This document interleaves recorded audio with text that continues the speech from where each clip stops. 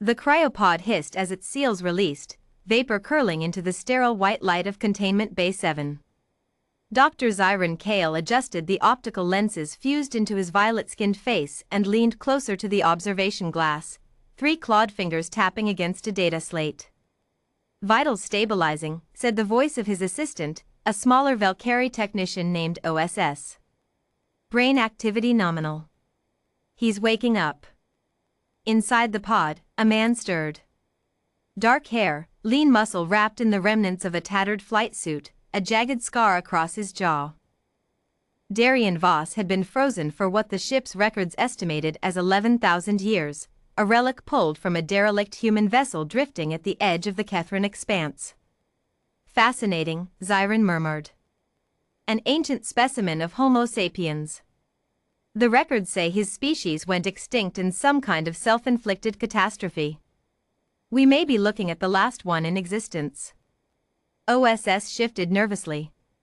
"Director, is it wise to revive him without restraints?" "Protocol. Protocol is for unknown threats," Zyron said dismissively. "This is a primitive.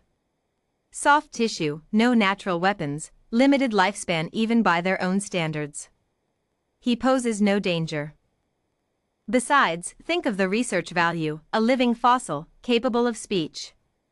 Imagine what he could tell us about a species that vanished before our own civilization learned to forge iron." The pod door slid open with a pneumatic sigh.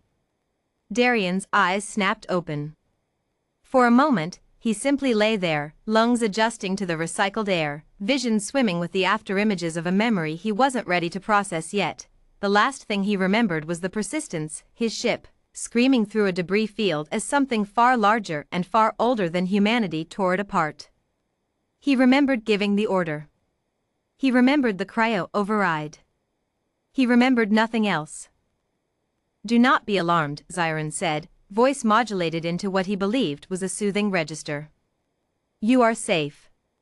You are aboard the research vessel Kale's Vigil. I am Dr. Zyron Kale. You have been in cryogenic stasis for approximately 11 millennia." Darian sat up slowly, joints cracking, the cold of 11,000 years still clinging to his bones. He looked at the alien, tall, lean, skin the color of a bruised sky, eyes like cut amethyst, and then at the smaller one cowering near the console. 11,000 years, Darian repeated, voice rough from disuse. "Where's my crew?" Zyron hesitated. "There were no other survivors. Your vessel was heavily damaged. You were the only one in stasis." Darian's jaw tightened. He said nothing for a long moment. Then, quietly, "And my species?" "Extinct," Zyron said, with the clinical bluntness of a scientist who had not yet learned that humans valued gentler truths. "As far as our records indicate, you may be the last of your kind." The silence that followed was heavier than the vacuum outside the hull.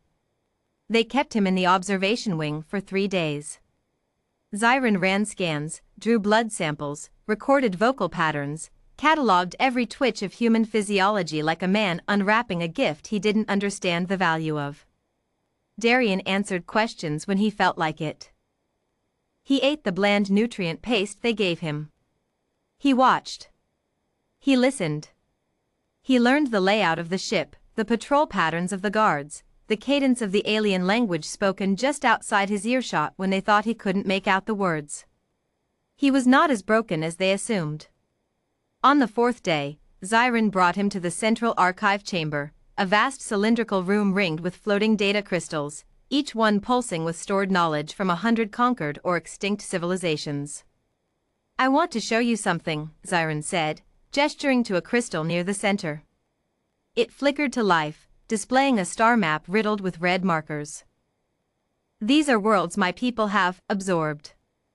Their cultures catalogued. Their resources harvested. It is how the Kethran Dominion has thrived for 30,000 years. We do not destroy. We preserve in our archives, if nowhere else." Darian's eyes moved slowly across the map. Dozens of systems. Hundreds of worlds. Civilizations reduced to data points and crystal storage. And mine? He asked. Zyron tapped the slate, and a small marker blinked into existence near the edge of the display, a single yellow star, a single blue world, flagged with a notation in flowing Kethran script. Status, terminated. Cause, unknown anomaly. Threat assessment, negligible. Something in Darian's chest went very, very cold. Negligible, he repeated. Do not take offense, Zyron said, oblivious. Your species was simply outmatched. Primitive technology, fractured societies, no unified defense network. It was inevitable. Most young species perished before reaching the stars. You should be grateful. Your preservation in cryo is the only reason any trace of humanity survives at all. Darian looked at the marker. Then at the hundreds of others surrounding it. Worlds that had burned. People who had died screaming under skies they didn't choose, against enemies they never saw coming. He thought of his crew. His ship. The order he'd given. He thought of Earth. You said I'm a primitive, Darian said softly. No natural weapons. No real threat. Is that what your scans told you? Correct, Zyron said. Your biology is almost laughably fragile by galactic standards. Darian's lips curved, not quite a smile. Funny thing about humans, document. We were never dangerous because of our bodies. He reached out and touched the data crystal displaying the star map. The console chimed an alert. OSS startled, scrambling toward the controls. Director, he's interfacing with the archive. How is that even? That's impossible, Zyron snapped. Human neural architecture isn't compatible with Kethran data systems? But it was happening anyway.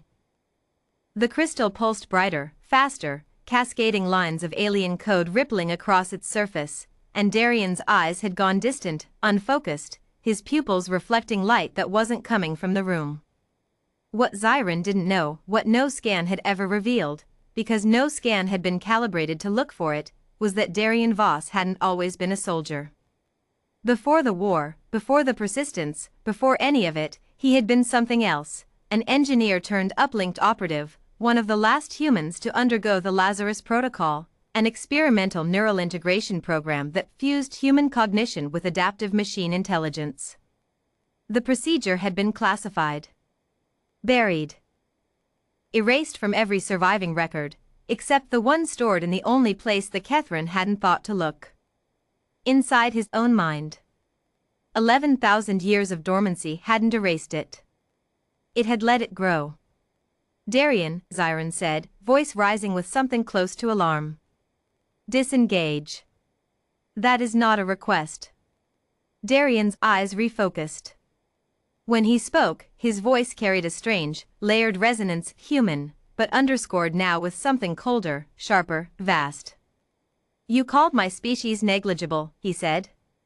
You filed us as an afterthought in your archive of conquests. You stood in this room and told me, like it was nothing, that my entire world burned and you don't even know why. The lights in the chamber flickered. Across the ship, alarms began to chirp in distant corridors as systems that had never once glitched in 300 years of service started reporting anomalies. I'm going to tell you something about humans, Doctor, Darian continued, stepping toward the stunned alien, his shadow stretching unnaturally long under the archive's shifting light. We don't need claws. We don't need venom or armor plating or any of the things your scans go looking for. We adapt. We integrate.